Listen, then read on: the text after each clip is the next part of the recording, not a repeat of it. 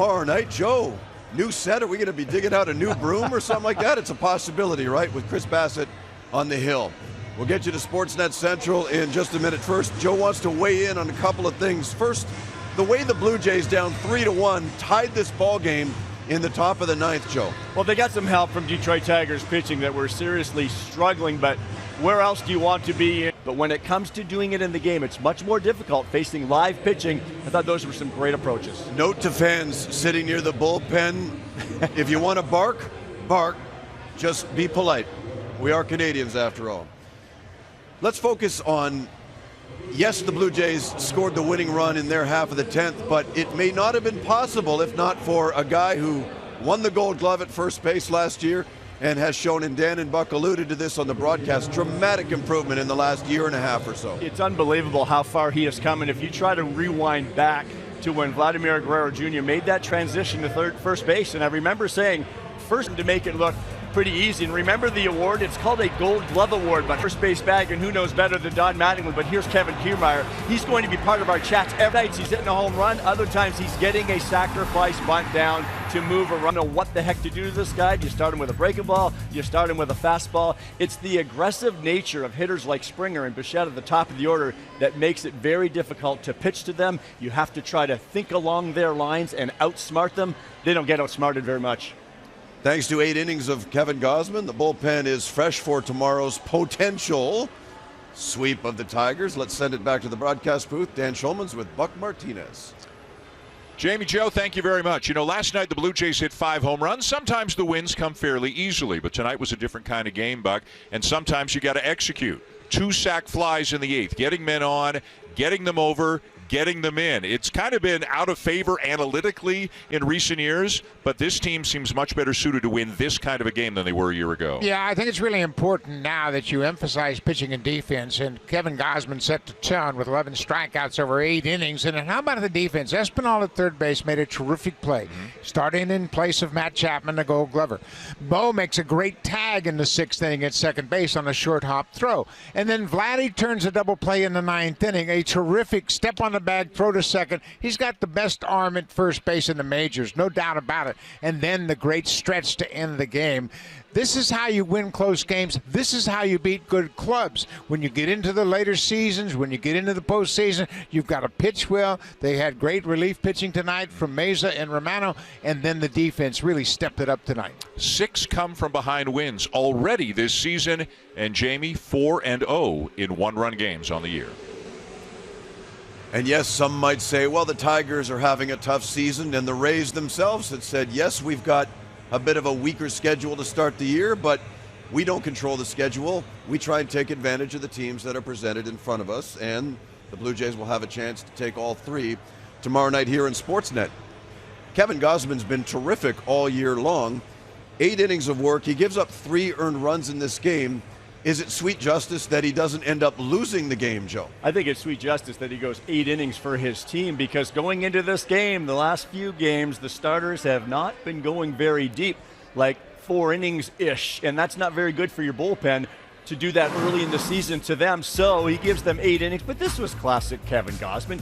He had an outstanding game. This year somehow try to get to him 4th inning. That's not a mistake. That's a fastball zone. And I think when you look at what Gausman's doing, and when he finally does give up a couple of home runs, this is a guy that keeps the ball in the park as good as anyone. So are they mistakes? I don't like. A lot of times, I know as a catcher, you come back to the dugout and somebody would ask you, where was that pitch? What happened? No, sometimes hitters hit the ball out of the park. But he was absolutely outstanding. You'll take that performance anytime, but especially at a point in time where they needed some help. You don't want to be going through your bullpen too deep here in April and May early in the season, because you're hoping to use a lot of these arms, especially the guy that finished things off in October, hopefully. Matt Chapman, 2 for 3.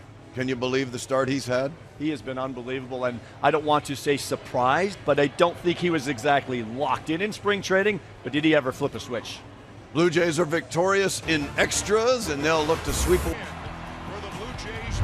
There was a long stretch of that game that looked different. What changed at the end? I don't know. I mean, I think Rodriguez pitched well. I think his cutter into the righties was a good pitch for him. I think you get a little bit of momentum there late, and guys start to lock it in a little bit. Not that they weren't early, but I think you got to tip your cap early to Rodriguez. But it just shows the character of this team. I mean, they're not out of it. They're not going to quit, and we can beat you in a lot of different ways too. It was homers today, the sac flies, the bunt by Kiermaier late. Do you think that the ability to do that makes this team better suited for those late and close situations? Yeah, I'd like to think so. Yeah, I think that it is cool to hit the homers last night, and I think tonight you manufacture with the bunt and 2 sac flies, and just a base hit up the middle. So it is it's something you got to just be aware of. I think for me, players are aware of it to where there's times where you're going to sit back and let them hit. And there's going to be times where you got to force the issue a little bit. But yeah, it is nice to kind of have some tools to play with late. Hey, John, from what you've seen from this group, where does the resilience come from? Character. I mean, these guys have been playing together for a while, a lot of them. And then I think you throw in some new guys that are just, solely focused on winning every single night. Not that we weren't ever, but I just think that, they're supporting one another. It kind of, it started early in spring training. So, and we've kind of been through it the first 2 weeks. So I think it's just, these guys are hungry to do it. They don't care who it is, who the hero is every night. And, it's been really cool to watch. They gave out his Gold Glove bobblehead earlier in the night. Then Vladdy has a heck of a night defensively. I guess, what is the evolution you've seen from him over the last few years? Yeah, good timing for Vlad with bobblehead night. He works his ass off. He did at third base. He does it at first base. Takes a lot of pride in his defense. He's a complete baseball player. I think people see the power and they see the home runs, but Vlad can hit. He's smart. He understands game situations and puts the work in. A lot of the stuff you see during games is because of the work he puts in with Louie and Gil and everyone. So he was pissed at himself for not making a better throw over to third when Baez went. So it's just he's just a really good baseball player. First base defense is kind of overlooked sometimes. How key is it for your whole kind of group to have him at first? Yeah, I mean, I think it helps out. He's great at balls in the dirt. Unnoticed stuff too, like when he's holding runners and he's kind of deking them a little bit, keeping them close. A lot of that stuff. It's just to have a guy like that over at first, it's a luxury. And you have plus arm strength. If it's a relay throw or even the throw across the diamond tonight.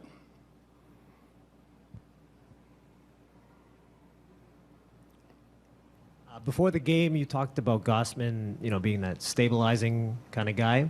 I guess this supports it today. What did you see from him? Yeah, I mean, I can't say enough about Kevin tonight. I mean, he was nasty. I mean, 10 or 11 strikeouts? 10, I think. He was dialed in, and I think he's okay. The couple bad pitches that he did make that got hit out. It's just on to the next thing.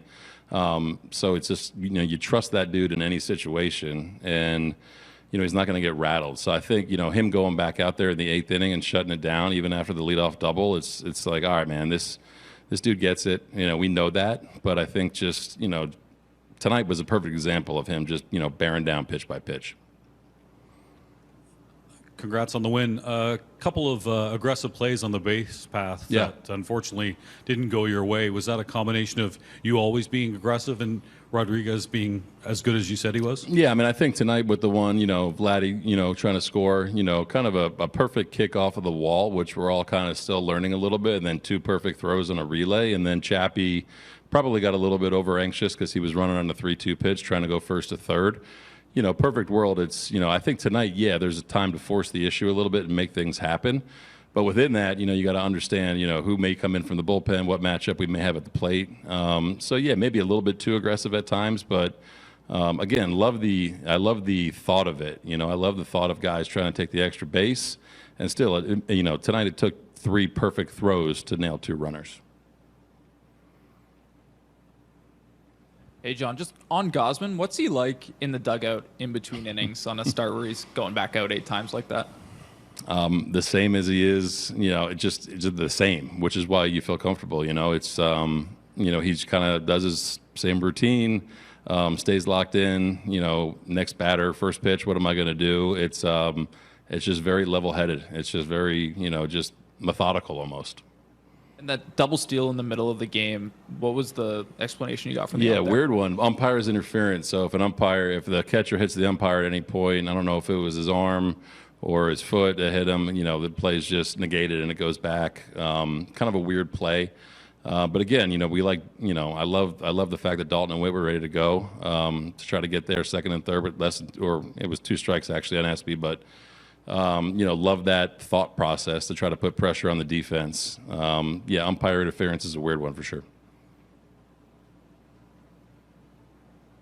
Similarly, on the first run, was that defensive interference on Vladdy there at third as he went in the bag? Yeah, Eric called it right away. I think the rule is if the runner keeps going, he's going to be awarded the base, and probably caught in between with Javi making a really good play and picking that ball up. And I'm not quite sure if it was a good job by Vladdy for keeping going and when he saw the interference, or if it was a little bit of luck. But that was the call.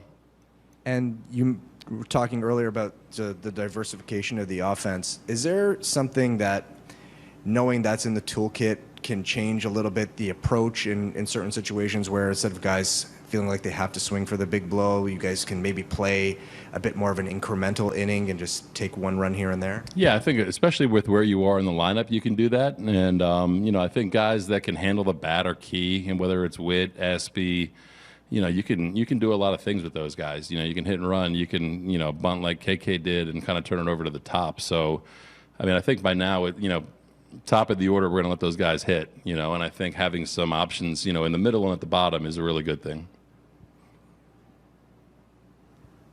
All right. Thank